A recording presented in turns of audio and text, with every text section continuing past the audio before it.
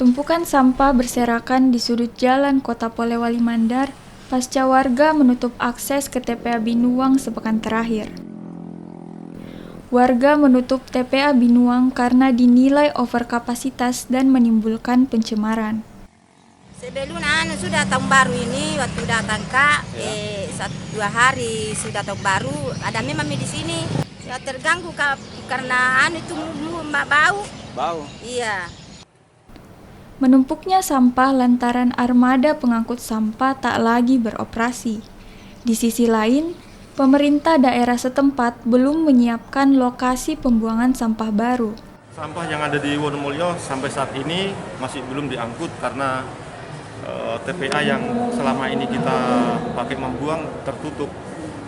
Jadi kita menunggulah, mudah-mudahan dalam waktu dekat ini ya TPA yang sekarang ditutup bisa beroperasi. Warga berharap pemerintah setempat segera menyiapkan lokasi pembuangan sementara untuk menghindari tumpukan sampah yang menggunung di permukiman. Sebelumnya, TPA Binuang ditutup warga karena dinilai tidak terkelola dengan baik dan menimbulkan dampak pencemaran lingkungan. Edwin Arwan Pitu, Kompas TV, Polewali Mandar, Sulawesi Barat.